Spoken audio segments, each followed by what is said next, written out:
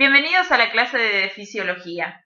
En este video vamos a desarrollar el punto 1.4a del programa. El mismo corresponde a la secreción de saliva.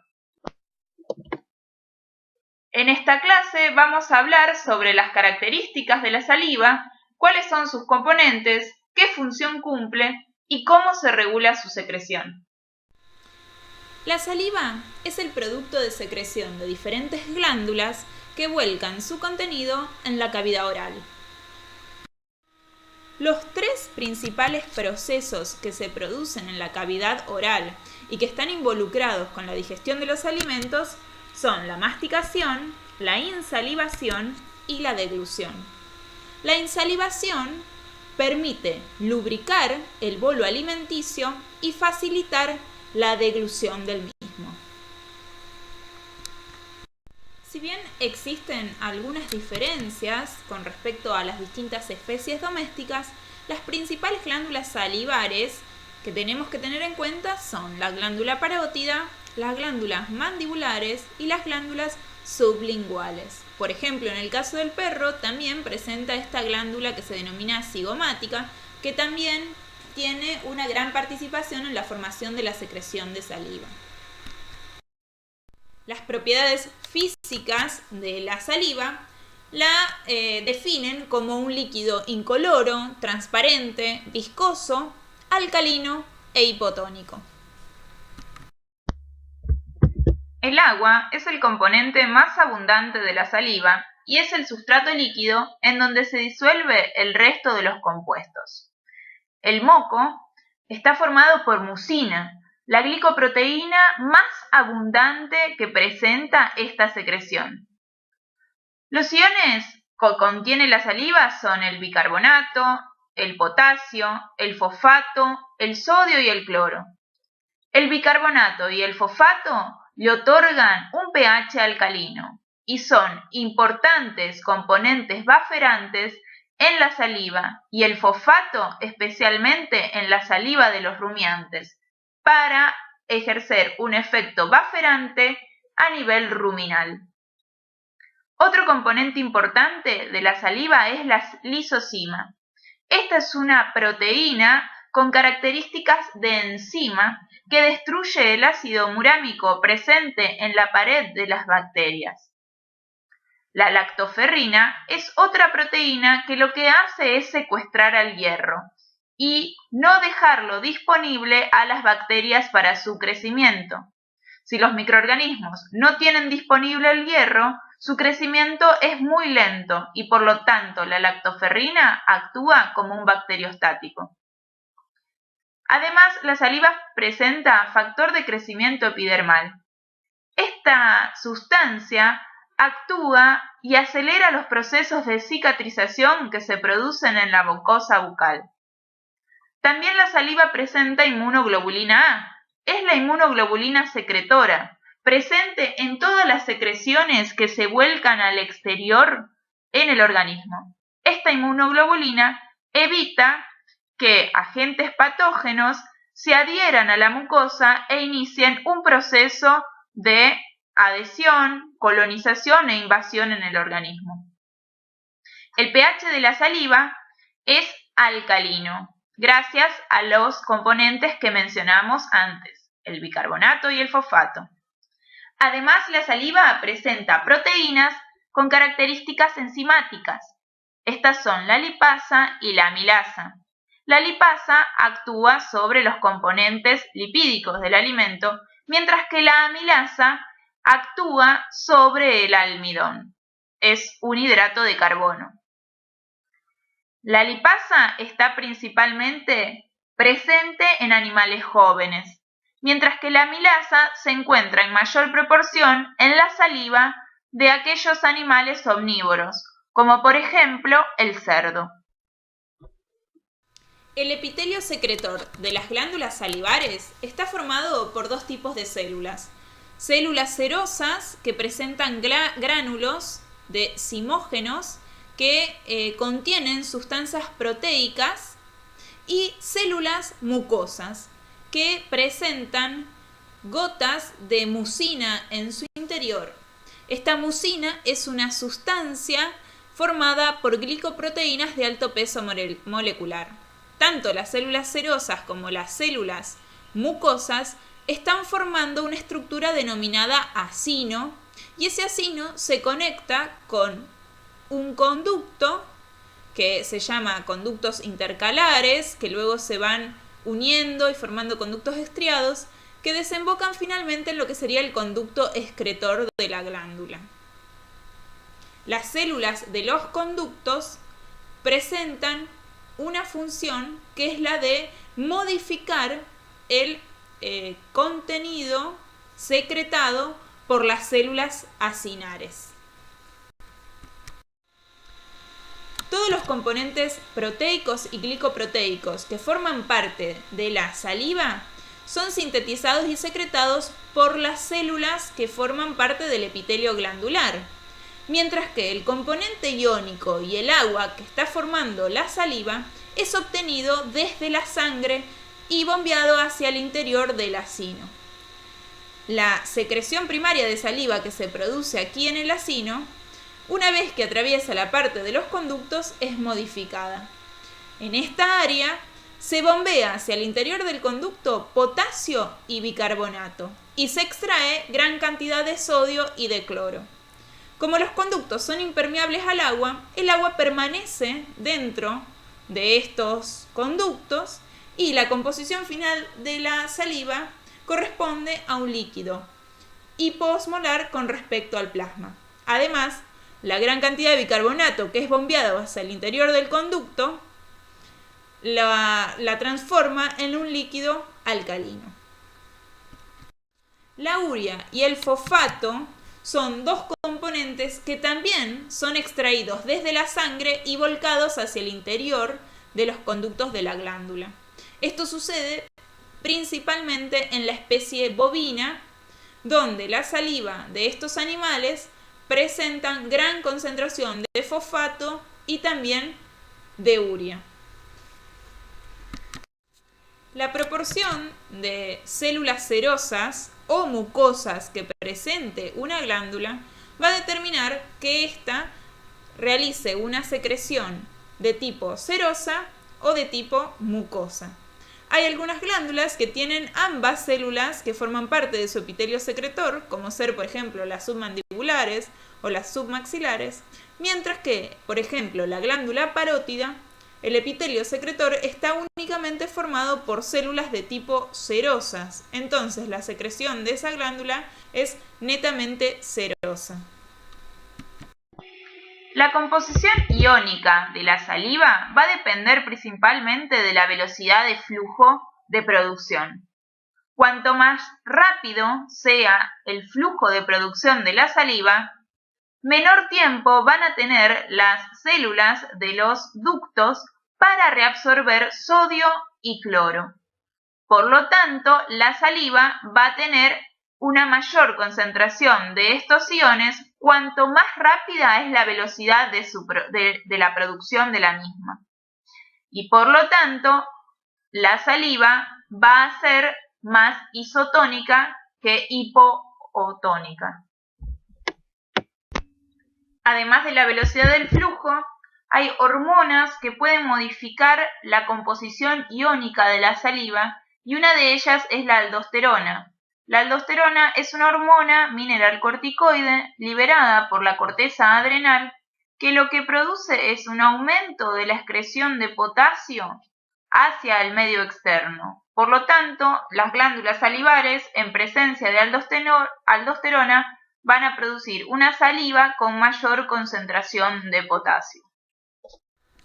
La saliva cumple una importante función al lubricar y humedecer la cavidad bucal gracias a la presencia de abundante agua y de mucina.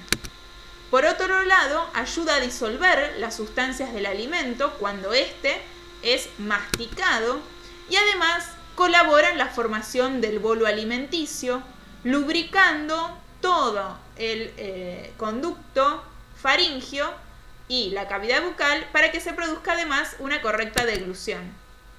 Presenta un efecto bacteriostático gracias a la presencia de la lactoferrina, de la inmunoglobulina A y de la lisozima, como mencionamos anteriormente.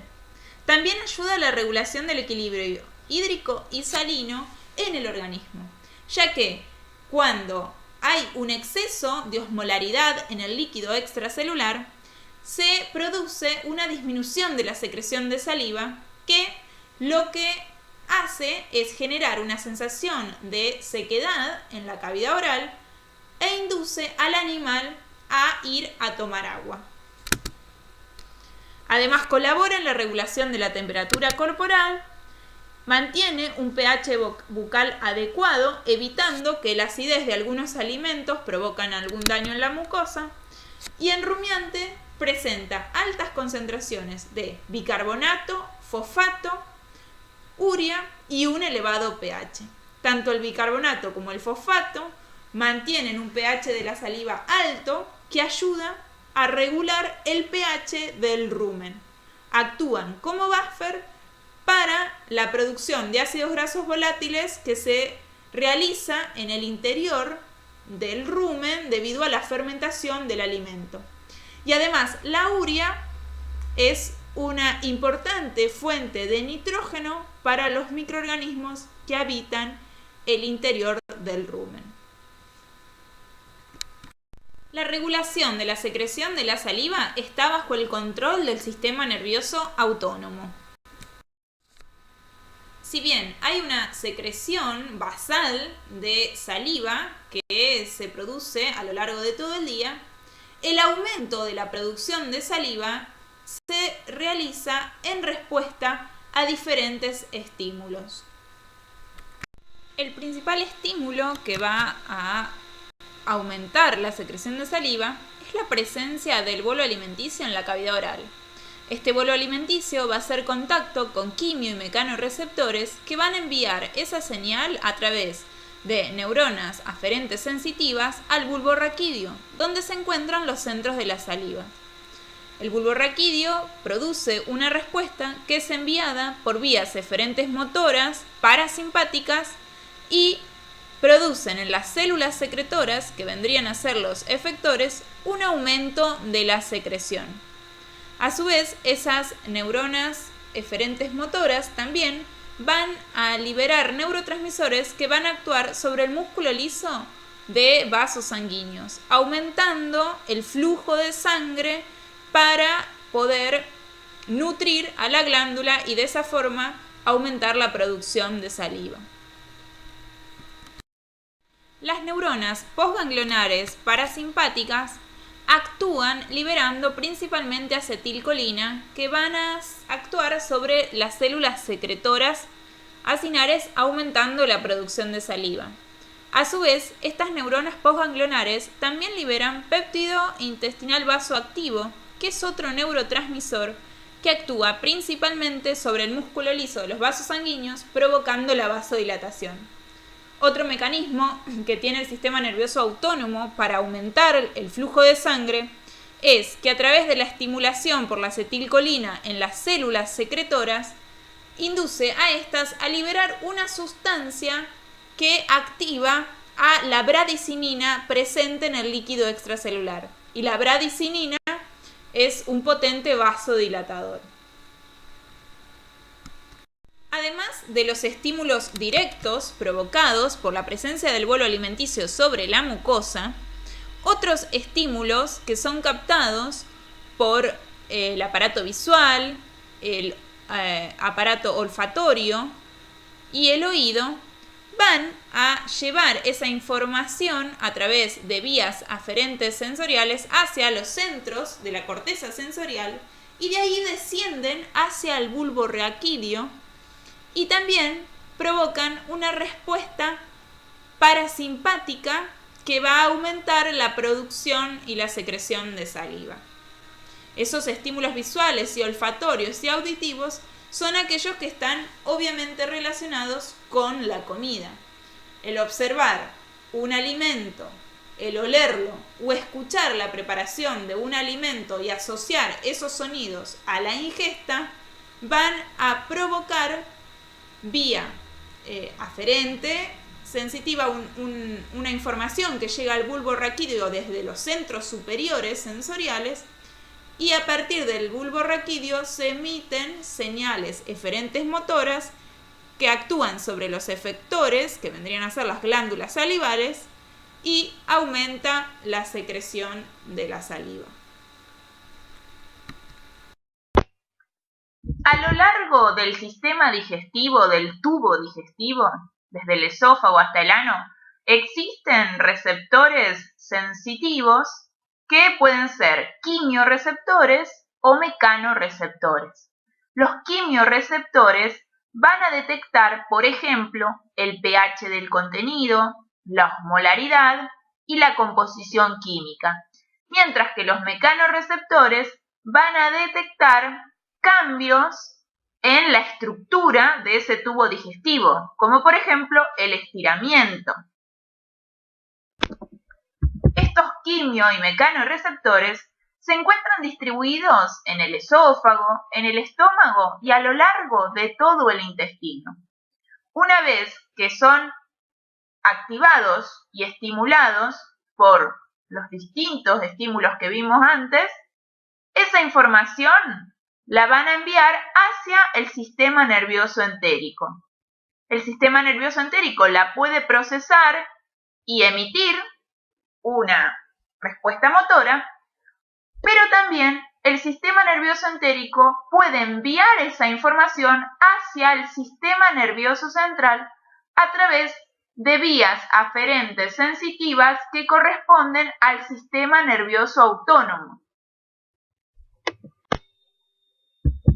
Algunos estímulos como un pH ácido, el estiramiento del estómago, el aumento de la osmolaridad del contenido gastrointestinal y ciertas moléculas irritantes, por ejemplo, pueden ser detectados por los receptores sensitivos y llegar hacia los centros vulvares salivares a través de una vía aferente sensitiva del sistema nervioso autónomo y también desencadenar la secreción de saliva por parte de las glándulas a través de una vía eferente motora que va a hacer sinapsis con el tejido efector, ya sea glandular y también el músculo liso de los vasos sanguíneos para aumentar la producción de saliva.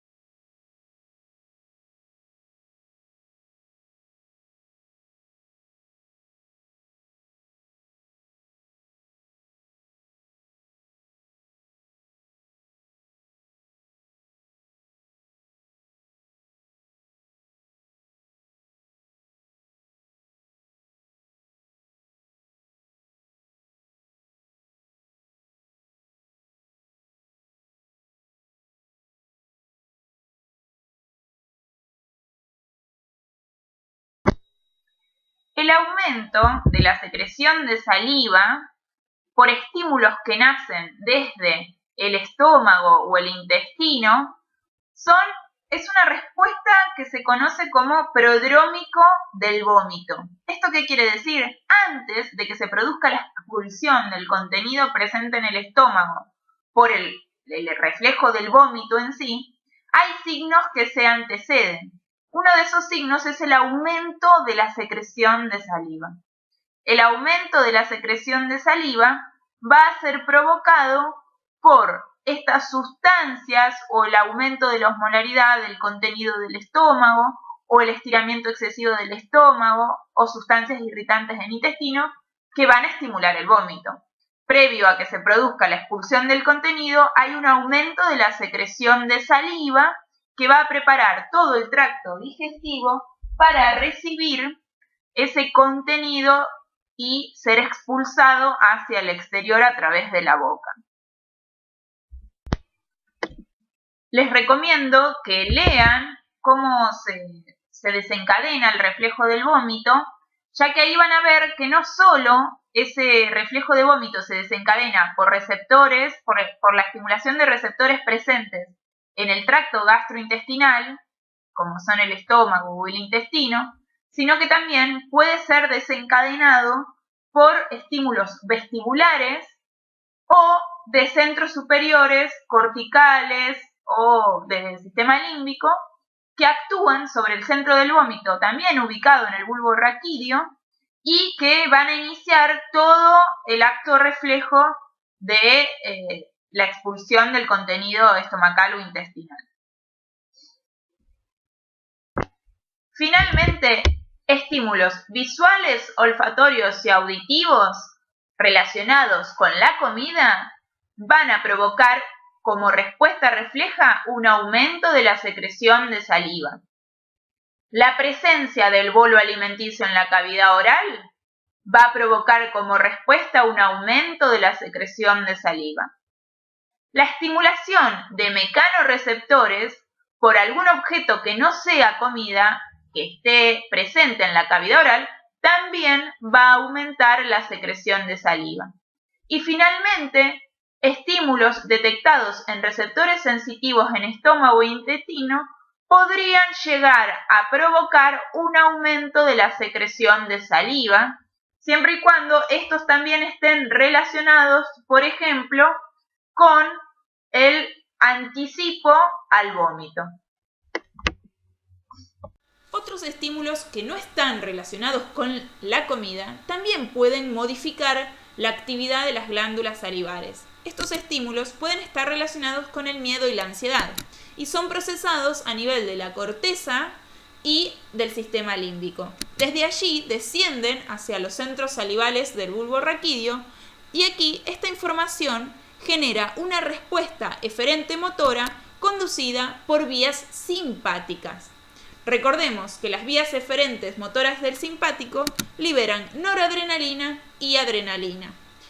Estos neurotransmisores actúan sobre las células que forman parte del epitelio secretor de la glándula y producen una saliva espesa y viscosa, con poco volumen y gran cantidad de mucina. Esta saliva, a su vez, es de escaso volumen porque recordemos que la noradrenalina actúa sobre receptores ubicados en el músculo liso de los vasos sanguíneos, produciendo generalmente una vasoconstricción. Además de los estímulos que van a ser detectados por quimio y mecanorreceptores presentes en la cavidad oral y que genéticamente está codificado el organismo para responder con un aumento de la secreción de saliva, hay ciertos estímulos que también podrían provocar un aumento de la secreción de saliva siempre y cuando estos estímulos se relacionen con la ingesta de alimento. Y para que provoquen el aumento de la secreción de saliva, tiene que haber un aprendizaje por parte del individuo. El fisiólogo ruso Iván Petrovich Pavlov dedicó gran parte de su carrera al estudio de los reflejos condicionados y además fue galardonado con el Premio Nobel de Fisiología. Este científico lo que hizo fue hacer sonar un timbre y ofrecer alimento posterior al sonido del timbre a unos perros. A medida que fue pasando el tiempo, el animal fue aprendiendo a que si se escuchaba el timbre, venía posteriormente la comida. Entonces, una vez que aprendió eso, ya directamente el científico hacía sonar el timbre y el perro comenzaba a secretar saliva, sin haber ni siquiera visto u olido o haber tenido contacto con la comida.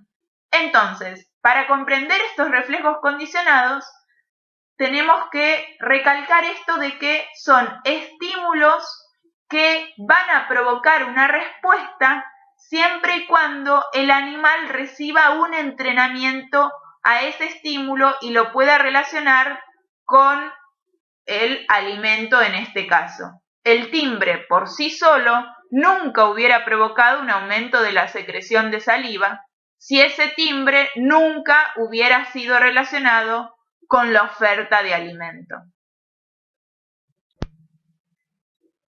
Para finalizar, les recuerdo que de secreción de saliva es importante que repasen entonces los componentes qué función cumple esta secreción, cómo son los mecanismos de secreción para cada uno de estos componentes y cómo está regulada la secreción de saliva.